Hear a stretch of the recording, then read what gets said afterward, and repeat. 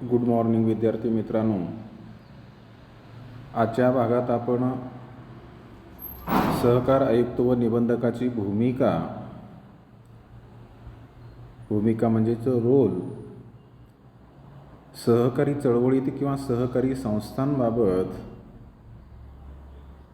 या सहकार आयुक्त व निबंधकाची भूमिका काय आहे त्या भूमिकेच्या संदर्भात माहिती आपण पाहू. सहकार आयुक्त किंवा निबंधक म्हणजे काय, अर्थ आणि व्याख्या,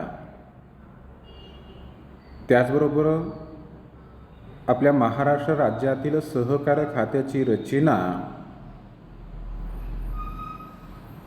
मागच्या भागात आपण पाहिलेला आहे.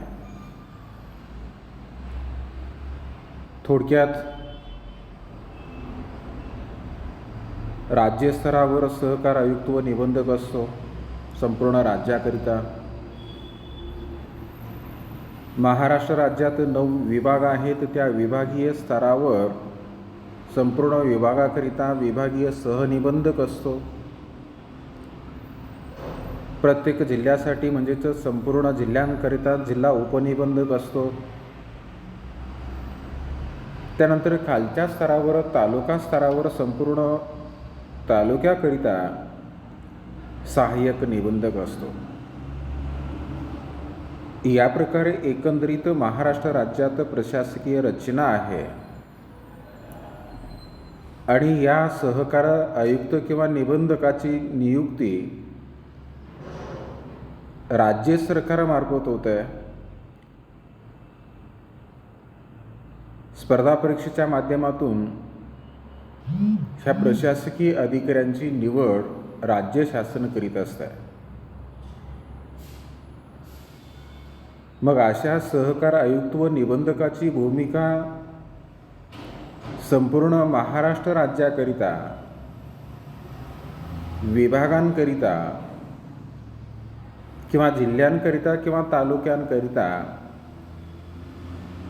सहकारी संस्था आणि सहकारी चळवळीबाबत भूमिका काय आहे ती भूमिका आपण पाहू. निबंधक हा सहकार खात्याचा सर्वोच्च अधिकारी असतो आणि सहकारी चळवळीच्या विकासात त्याची भूमिका ही फार महत्त्वाची मानली जाते.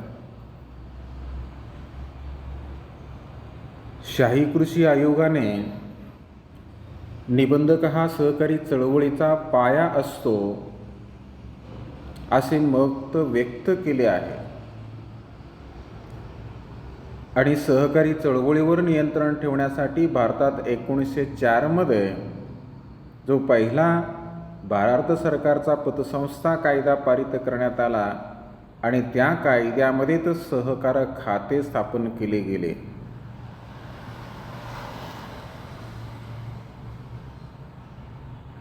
आणि अशा सहकार निबंधक किंवा आयुक्ताचं काम काय,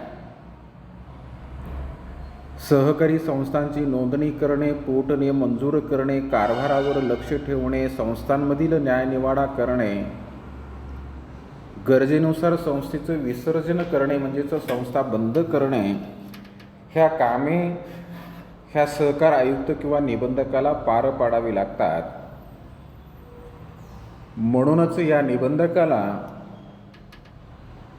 सहकारी संस्थांचा मित्र, सहकारी संस्थांचा सल्लागार, सहकारी संस्थांचा मार्गदर्शक असे म्हटले जात आहे.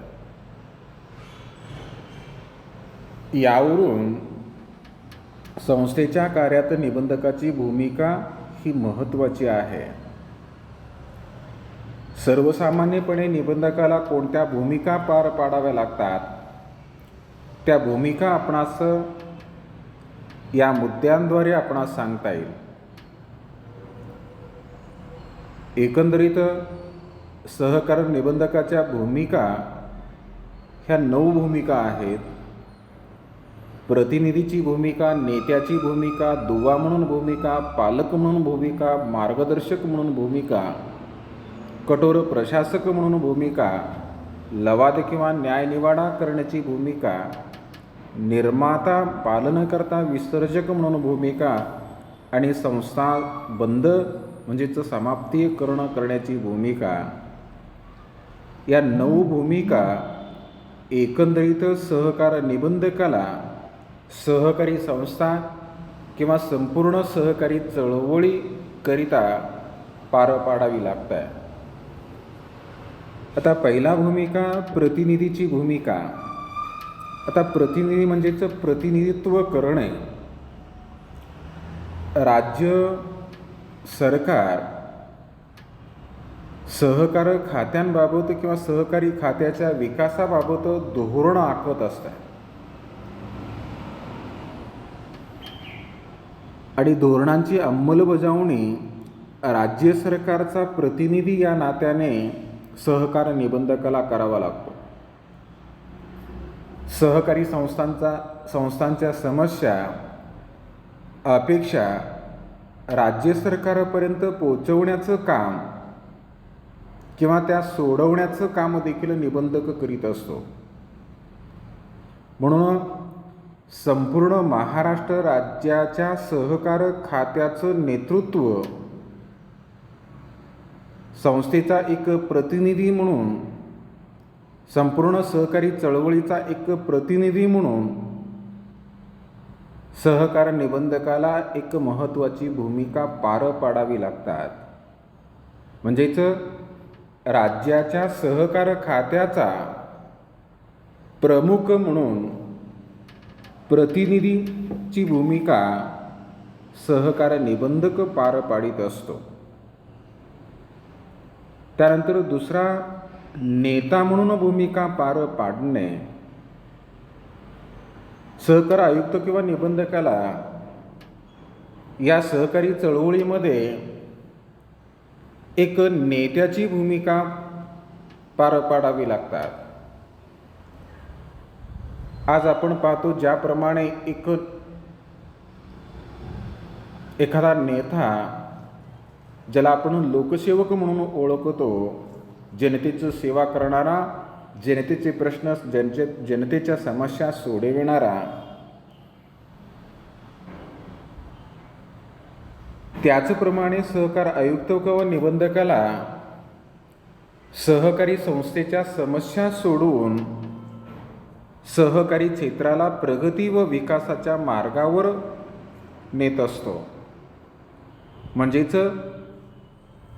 नेत्याची भूमिका सहकारी चळवळीत सहकार आयुक्त व निबंधकाला पार पाडावी लागते. त्यानंतर तिसरा दुवा, सहकार निबंधक हा सहकारी संस्था व राज्य सरकार या दोघांना जोडणारा एक दुवा असतो आणि एक दुवा म्हणून आपली भूमिका पार पाडित असतो. सहकारी संस्थांमध्ये आणि राज्य सरकार यामध्ये योग्य समन्वय साधावा लागतो. संस्थांच्या अडचणी सरकारसमोर मांडणे, संस्थांच्या समस्या सोडविणे, राज्य सरकारची सहकाराबाबतची धोरणे व विविध योजना संस्थांकडून राबवून घेणे, या देखील कामे कराव्या लागतात. हे सर्व कामे करत असताना सहकार क्षेत्र आणि सरकार यांमधील एक महत्त्वाची भूमिका, दुवा म्हणून भूमिका सहकार निबंधकाला पार पाडावी लागते. त्यानंतर चौथा, पालकत्वाची भूमिका. एक पालक या नात्याने एखादा व्यक्ती आपल्या मुलाबाळांचा ज्याप्रमाणे संगोपन, विकास किंवा वाढ घडवून आणतो, त्याच प्रकारे सहकार निबंधक हा सहकारी चळवळीचा किंवा सहकारी संस्थांचा पालक असतो. सहकारी संस्थांचे संगोपन करणे, त्यांचं वाढ आणि विकास घडवून आणणे, ही सर्व कामे करत असताना पालकत्वाची भूमिका सहकार निबंधकाला वेळोवेळी पार पाडावी लागते. संस्थांना योग्य मार्गदर्शन करणे, सभासदांमध्ये नेतृत्व गुण विकसित करणे, सहकाराचे महत्त्व पटवून देणे, या कामे एक पालक या नात्यानं सहकार निबंधकाला पार पाडावी लागते. त्यानंतर 5वा, मार्गदर्शकाची भूमिका पार पाडणे. निबंधक हा सहकारी चळवळीचा एक महत्त्वाचा अंग मानला जातो किंवा पाया मानला जातो. सहकारी संस्थांच्या नोंदणीपासून त्या सहकारी संस्थांच्या कार्यावर नियंत्रण ठेवण्यापर्यंत अशा विविध कामे सहकार निबंधक करीत असतो. आणि ही सर्व कामे करत असताना निबंधकाला एक मार्गदर्शकाची भूमिका पार पाडावी लागते. सहकारी संस्थांच्या प्रगतीसाठी, त्यांच्या विकासासाठी योग्य मार्गदर्शन सहकार निबंधक करीत असतो. कारभारावर लक्ष ठेवणे, सहकारी संस्थांच्या चुका त्यांच्या निदर्शनास आणून देणे, उपाययोजना सुचविणे, संस्थांमध्ये गुणात्मक बदल घडवून आणणे, या सर्व कामे करीत असताना निबंधकाला एक सहकारी संस्थेचा मित्र, सहकारी संस्थेचा तत्ववेत्ता आणि सहकारी संस्थेचा एक मार्गदर्शक म्हणून कामकाज करावा लागतो. एकंदरीत मार्गदर्शकाची भूमिका सहकार निबंधक पार पाडित असतो. त्यानंतर 6वा मुद्दा, कठोर प्रशासकाची भूमिका. निबंधक हा केवळ सहकारी संस्थांचा मित्र, मार्गदर्शक आणि तत्ववेत्ता नसून दुसऱ्या बाजूला निबंधकाला कठोर प्रशासकाची भूमिका देखील पार पाडावी लागते. निबंधक वेळोवेळी सहकारी संस्थांना मदत करतो, मार्गदर्शन करतो, गुणात्मक विकास घडून आणण्याचा प्रयत्न करतो. परंतु मार्गदर्शन करून देखील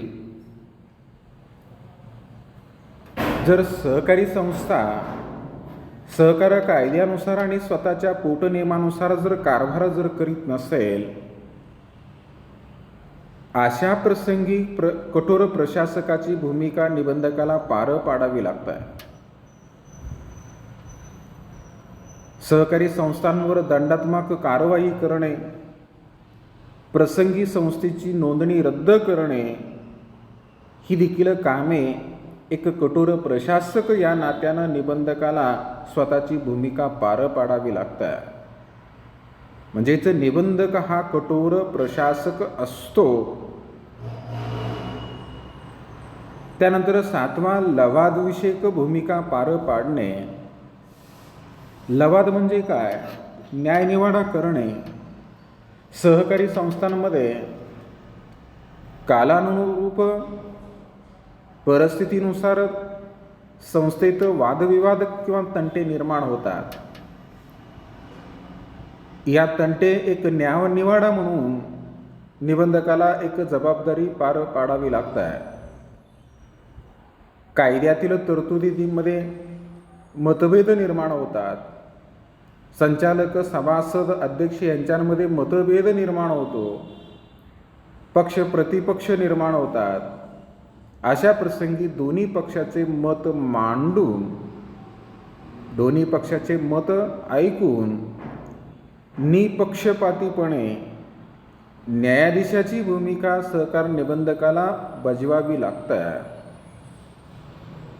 म्हणजेच सहकारी संस्थेमधील वाद मिटवण्याची भूमिका, म्हणजेच लवादविषयक भूमिका देखील सहकार निबंधक पार पाडतो. त्यानंतर 8वा मुद्दा, भूमिका निर्माता, पालनकर्ता, विसर्जक. निर्माता म्हणजे सहकारी संस्थां नोंदणी करून एक संस्थांमुळे संपूर्ण सहकारी चळवळ निर्माण करणे म्हणजेच सहकार निबंधक हा सहकारी चळवळीचा निर्माणकर्ता असतो. पालनकर्ता म्हणजे काय? सहकार निबंधक केवळ नोंदणीस मान्यता देऊन कार्य करत नसून नोंदणीनंतर अशा सहकारी संस्थांचं पालनपोषण करण्याचं पालकत्वाची भूमिका पार पाडतो, हे आपण वर पाहिलेलं आहे.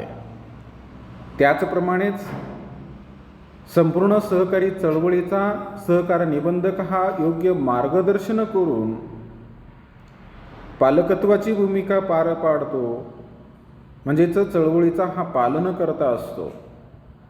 त्याचबरोबर विसर्जक म्हणजे काय?